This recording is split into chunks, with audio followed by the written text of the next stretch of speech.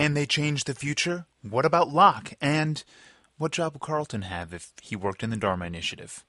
We'll have musings on all those questions and more in today's official Lost audio podcast.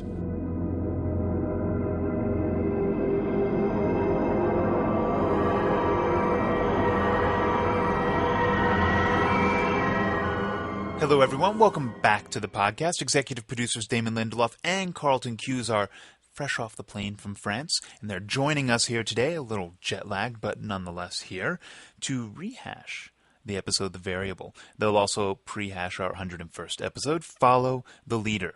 That airs Wednesday, May 6th from 9 till 10:02 p.m., followed by a brand new episode of The Unusuals. Don't forget, you can submit your questions, concerns, comments, rants, raves, and other things at blogs.abc.com/asklost. And maybe, just maybe, we'll read them here on the podcast. Here now are Damon and Carlton.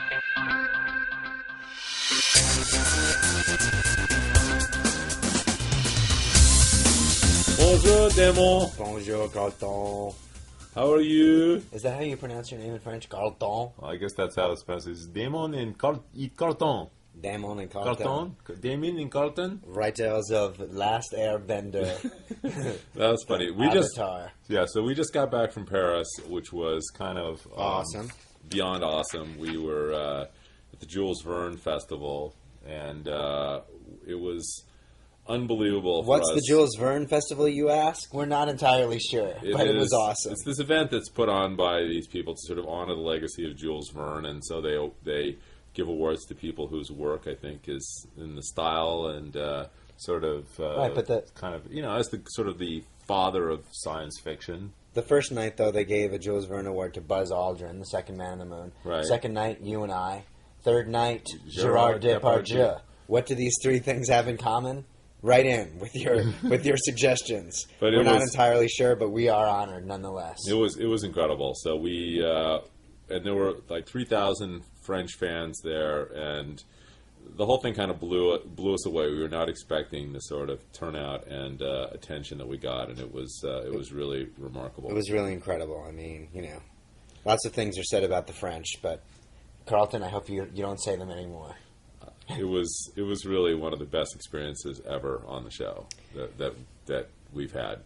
Very cool. And so let's talk about The Variable. Yeah, the 100th episode of Lost aired. It's called The Variable. Obviously, lots of things to discuss, probably best left to the fans themselves, but clearly the big now $64,000 question rolling out of The Variable is it possible to change the future? It would seem that if Faraday basically came back and said, I was wrong all this time on the whole what happened front, but by the end of The Variable, it seems that he is wronger than ever. Never before has a stronger case been made for the fact that the future can't be changed than Eloise Hawking herself killing her son just to maintain this time loop of sorts. So where do you weigh in on all that? I would say that it's more like the €64,000 question because it's such an important question that it's worth even more than $64,000. Like 1.35 times more than a normal question. It's an intercontinental episode of the podcast today. Exactly. But I think this is the fundamental question rolling into the end of the season. Faraday seems very certain when he returns from Ann Arbor that he can change the future. And I think, for him, it's a little bit like if you drop a pebble in a stream, the stream will cover it up. But if you drop a giant boulder in a stream, well, that might alter the stream's course. Here's a little fun fact for you, by the way. Actually, in the original draft, masterfully written by Eddie Kitsis and Adam Horowitz, and the episode was actually directed by Paul Edwards, that we actually, in Faraday's initial explanation, he did exactly what you just described, Carlton. He took a pebble and he splashed it into the creek that they're standing by, and then he took a larger stone to basically illustrate his point of small changes actually can't really change things, but large changes can divert the stream into new streams. But we removed it because the scene would have been 9 minutes long. Yeah, it would have been even longer than it already was, and we felt less is more. Now, obviously, Jeremy Davies just gave a phenomenal performance in the episode. We can't say enough good things about him. It was a very hard thing to cut out. It was one of those painful things that I guess, because we are limited to the time we are with the show, because it was a very apt metaphor, which is why I recited it here. Yes, excellent. Maybe for the DVD. So Faraday is dead? Is that what we're to understand? I mean, it feels like at the end of the episode, are we going to pull the rug out from under people's legs? I don't think know. so. How does the old saying go? I don't think so. I think he looks pretty dead to me. Wow. And, it's sad, but it feels like Faraday came and he gave a mission. But, it looks to me like some particular character of ours is very caught up in that mission. Who would that be? Well, it feels like the only people who know what the mission is right now are Jack and Kate. Yeah. And last time we saw them, they were sort of hunched in the jungle outside the periphery of the camp. And Faraday clearly, we don't know what his plan was exactly, but other than to find out where the bomb was. But he kind of went in sort of recklessly, ended up getting himself killed. So I hope that whoever decides to take the baton on this plan, if they choose to pursue it, is a little more responsible than he is. I agree, but I think his mission is definitely permeating at least into Jack's brain. I think. Well, is that why next week's episode is entitled "Follow the Leader"? Is that referring to Jack or perhaps someone else, Carlton? That's a very good question, Damon, and a perfect segue into prehashing that episode. I'd like to think it was an awesome segue. It kind of was. What's the French word for segue? Did you see people in Paris driving around on those segways? No. They're like when we went to Notre Dame, there were like a tour group driving around on those segways. There was this bicycle tour group of like American tourists, and this like kind of surfer girl was out there, and she goes like, "This is like the Louvre, and it's like so awesome. There's so much artwork in here that like if I were to get pregnant over here in this wing, it literally, and you looked at each piece of artwork for 1 minute, it would take 9 months. So then I would have my baby over here on this side." Wow. I was like, wow, I'm listening. Somebody paid money to get that. That was like their history of France right there. My wife and I only spent 7 hours in the Louvre, and I think it's safe to say that we did not get pregnant. Although something to shoot for next time, perhaps. How many of the pieces of artwork would you say you saw in 7 hours? A lot. Yeah. A lot. But they don't really care about that. What they want to know is follow the leader. Okay, so if theoretically we weren't talking about Jack, who else has been sort of vying for a leadership role on the island, Carlton? Who are our other candidates? Sawyer certainly, the head of the security team in Dharma Times. But John Locke, maybe? Oh, right. What about Locke? We haven't seen him in a while. No, I'm kind of feeling like the show's neglected John Locke, and particularly, I'm very fascinated about this incredible reversal in his dynamics with Benjamin Linus. Yeah, the last time we saw those guys, basically Ben went to go get judged by the monster and ended up being told by seemingly Alex, his dead daughter, that he has to listen to everything that Locke tells him to do. Is that going to be an easy thing for Ben? Not an easy thing for Ben. It's never easy on the show, is it, Carlton?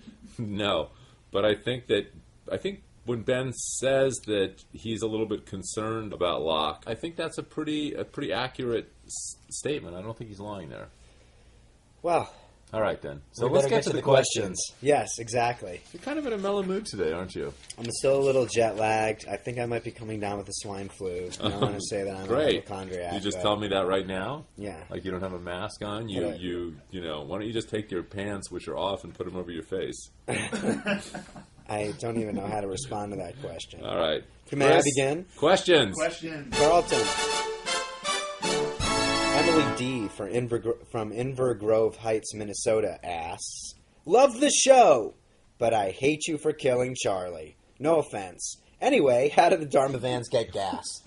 Talk about a segue. I mean, oh my God. Wow. Charlie died a long time ago, and I'm sorry that his death is still lingering for you. The mourning process is a long and involved one, sort of like going through the Louvre. It really is. Charlie could die at the first painting, and by the time you get to the very last painting, you could have moved on. I would say, there are some gas cans in evidence in the motor pool, and they actually have hand pumps. There's not a service station per se, but there are Dharma fuel bins, which we actually witnessed during the shootout. Oh yeah, that's what blows up, I guess. In the motor pool, and that's where they get gas. So it gets shipped over on It gets shipped over on boats. There's obviously the Dharma initiative is being resupplied. That's part of their supplies. Thank you, Emily. It's not a very exciting answer. It wasn't really, that exciting a question. Let's just be honest. Although, sorry. I appreciate Emily's devotion to the show. Next. I have sort of an off the books question that someone asked me yesterday after the show, which perhaps a certain family member of mine, and I just have to ask you this question. Okay. Okay, so assuming that all these people were traveling through time and the island is skipping through time, and they were having nosebleeds, the question is, where's Vincent the dog during this, and was Vincent suffering from nosebleeds? Wow, incredible question. Incredible. I think if we basically accept the logic deduced by Faraday, is that the longer you spend on the island, the more you were susceptible to these nosebleeds, which is why Charlotte, who we now show was a child on the island, lived there for several years as a kid. She was the one who was sort of patient zero, but then now we know Miles was also on the island as an infant, so he was the second to demonstrate nosebleeds, and gradually this sort of trickled up to Sawyer and Juliet. But Vincent, as a dog, I don't know in terms of how dog years basically affect the skipping through time, but I would argue never got a nosebleed. Good. Because, of course, Vincent is Jacob. But wow, just drop that right here in the podcast, huh? Well, it's time they knew. Okay. I want to brace them for the reveal in the finale. I'm not sure how well season 6 is going to go down. I don't know. Like a very bitter pill. So, was that your question? Your off the book question? That's my off the book question. This next question, Carlton, comes from Scott Seinkowitz. I hope I pronounced that correct. It's either Seinkowitz or Seinkowitz in Gainesville, Georgia. Hey guys, I was just wondering if someone were to watch the entire Law series dubbed in Korean, would Jin speak English and slowly learn Korean? Or does he always speak Korean to the confusion of Koreans everywhere? Does Jacob speak Korean? Thanks. I would say that, Jacob is a very talented guy who very, very well might speak Korean. A very talented guy. You talk like he could go on a variety show and spin plates. He could. All right. Good to know. And, so that answers the first one. But the first question is actually quite a mind bender if you're watching the show in Korean. Yeah. We actually had the same mind bender happen on the show in the first year when basically we were approached by the international people and said, we have to dub the show in French. And so all the characters will be speaking French. So what do we do with the French woman and her recording? And right, because they're all standing around and they don't understand her. They're like, does anybody speak French? And Shannon's like, I took some in high school. But if it's just a French voice, then they're all speaking French. And right. Shannon is saying, I speak French, but she says that speaking French, that would be very confusing. Right. So they ended up changing her into the German woman, apparently. So then what do they do this season when all those French people are speaking French? When they show up, finally someone on the show is actually speaking French, and we have English subtitles. You're telling me they're going to be dubbed into German?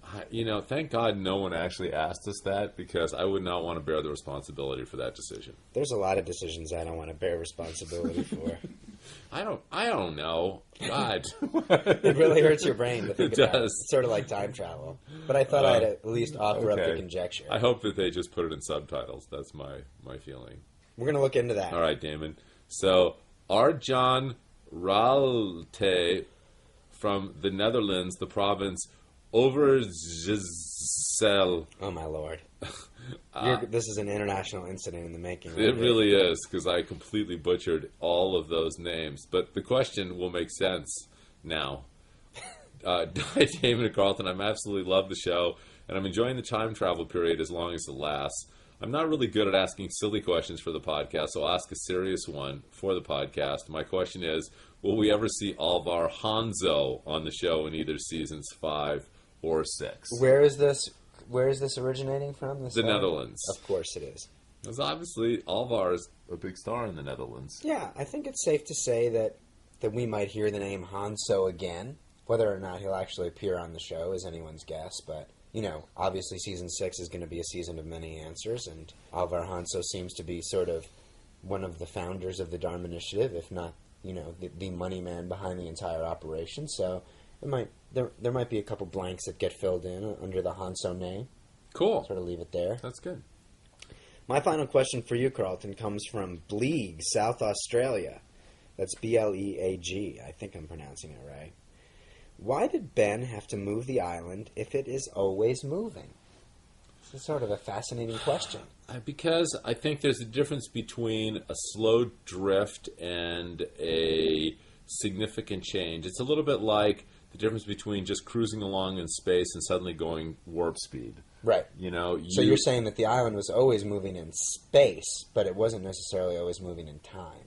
Correct. Or if it was drifting slightly in time, there's the difference between moving along in sort of a cruising rate versus taking a big jump. And when Ben and Locke turned the wheel, that caused the island to make a big jump. If I may shamelessly promote the upcoming Paramount release, Star Trek, right now. Yes. That's sort of the difference between impulse and warp speed. That's right. That's what I just said, warp speed. There you go. I didn't say impulse. Okay. But that's exactly, Would you say that you have an impulse to go see Star Trek on May 8th? I do have an impulse to see Star Trek on May 8th. At theaters everywhere. Excellent. By all accounts, I hear the movie is extremely good. Everyone is liking it. If you like time travel, you will like Star Trek. Cool. That's awesome. And if you are listening to this podcast, then chances are you like time travel. Yeah. So if you don't like time travel, you're definitely out of the podcast at this point. All right, I have one last question for you, Damon, and then we're out of here. Please. Okay. Hey, Darlton, I'd like to know why Amy and Paul in the episode LaFleur happened to be having a picnic in the middle of hostile territory. What were they really doing? Love the show. Happy 100th. From Yahia in Alexandria, Egypt. Alexandria, Egypt. Wow, that's, it's amazing that they're watching the show over there. And yet, Yahia has no questions about the hieroglyphics. What's interesting, though, is Paul was wearing an ankh, which is an Egyptian symbol, which we might be seeing again on the show before the season is out. Are we going to see any more of the statue before the season is out? You and the statue. I will say yes to the ankh, and I will say no comment on the statue. Okay. But I will say, what were Amy and Paul doing out there? The answer is they were just, in fact, having a picnic. And the fact of the matter is they were just slightly over the border with the hostiles. And this truce that Alpert and Horace and several others have referred to, what exactly the stipulations of it are, and, is it a written document like the Magna Carta, or is it sort of just a verbal agreement? Who knows? Perhaps for the diehard fans, you might one day know. We'll just kind of leave it that way. But Amy and Paul were unwittingly over the line, and the hostiles made them pay for it. Yeah, and I think, unfortunately, this really nice picnic spot happened to be across the line. So they had this kind of tough dilemma.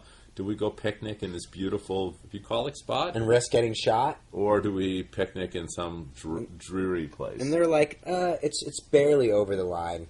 Yeah. And we're just having a picnic, so who cares? And lo and behold. The other thing we wanted to do on a story level is basically, certainly now that Hurley has discovered that they're building the hatch in hostile territory, we needed to show the audience these are the stakes if you are actually doing something in hostile territory, which is why the Dharma Initiative is going to such great lengths to do it on the down low. Although that equipment is probably pretty noisy. Right. Okay, can I ask you one more question? Because I just was flipping through these questions things. Yeah, because this podcast is going so well. I know. Why stop now?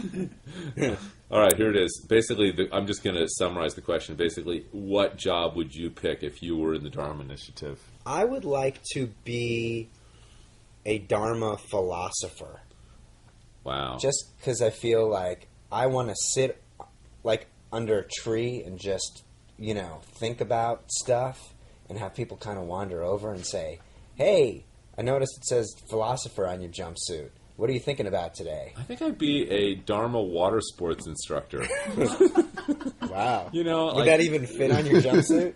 I feel like, you want to learn how to surf. I could do that. Sail, kite surf.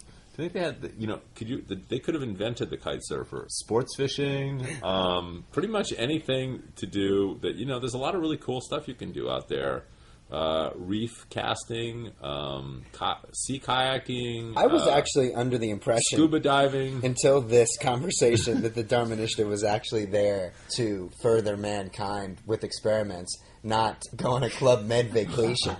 But was I mistaken in that assumption? First of all, you were. First of all, I just have two words for you: Jacques Cousteau. Oh, okay, he's out there. It's actually not two words.